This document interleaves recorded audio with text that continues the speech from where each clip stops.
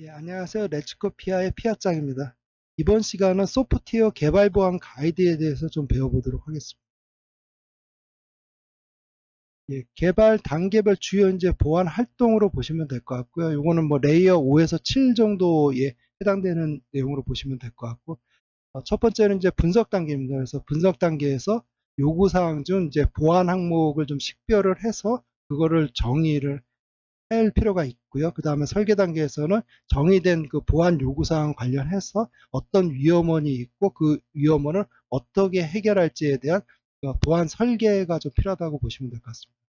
그 다음에 세 번째는 이제 구현 단계에서는 설계된 그 보안 항목별로 이제 구현을 해야 되고요. 그 다음에 그 개발 과정에서 좀 안전하게 개발을 하기 위해서 그 소프트웨어 개발 보안 가이드에 따라서 그 개발이 좀 이루어져야 되고요.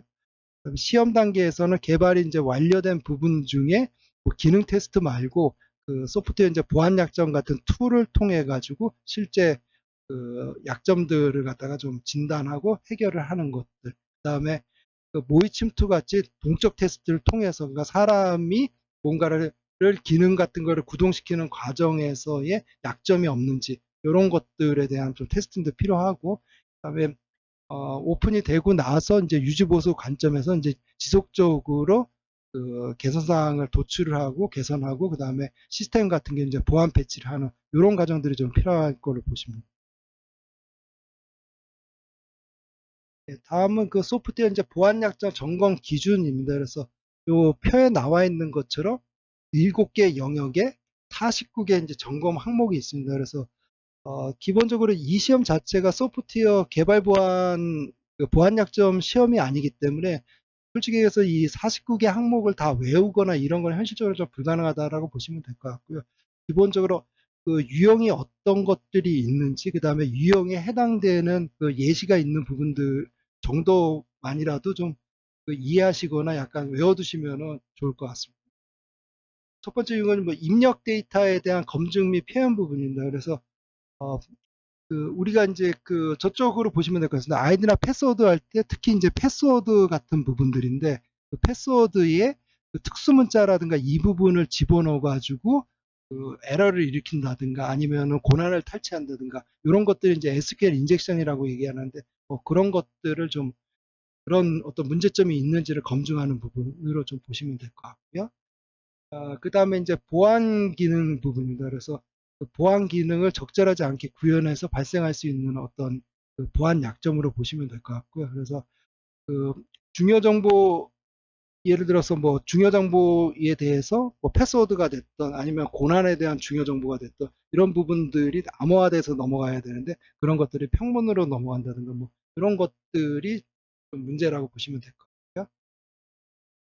같고요. 그 다음에 뭐 시간 및 뭐 상태에 대한 부분들입니다. 그래서 그 동시 수행되는 어떤 병렬 프로세스가 있는데 그 하나의 프로세스가 나머지 프로세스를 재규 계속 호출을 함으로 해가지고 그 무한대로 자원을 소비한다든가 뭐 이런 부분들이 문제가 될 수 있는데 그런 부분들에 대한 어떤 그다음에 그네 번째로 에러 처리 같은 경우에는 그 트라이 캐치 파이널리라고 그래가지고 그 에러가 발생하는 어떤 유형별로 그거를 어떻게 처리할지를 갖다가 정의를 해줘야 되는데 그런 처리 부분이 좀 불충분하게 되어 있습니다.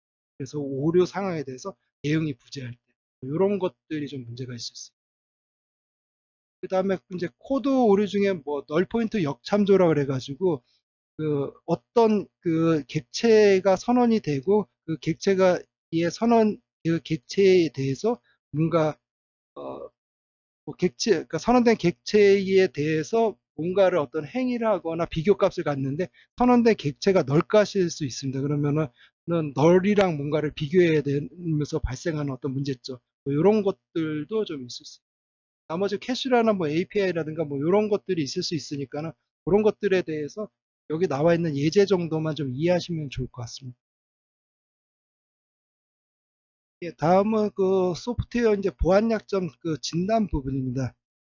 그래서 앞에서 말씀드린 것처럼 7개 항목에 이제 49개 그 보안 약점에 대해서 어떤 툴을 통해서 이제 점검을 하게 되고요. 그래서 이 그림에서 이제 하단 보면은 소스 취약점 점검 시스템 에죠 소스 취약점 점검 툴 해가지고 정적 분석이라고 하는 요 부분이 아까 말씀드렸던 그 49개 항목에 대해서 소스를 점검하는 그 부분으로 보시면 될 것 같습니다. 그래서 그 소스를 분석을 할 때 그 CC 인증을 국정원 CC 인증을 받은 툴을 통해서 점검을 해야 되고요. 국내에서는 6개 툴이 지금 현재 인증을 받아서 그 툴을 한정해서 이제 그 점검을 한다라고 보시면 될 것 같습니다.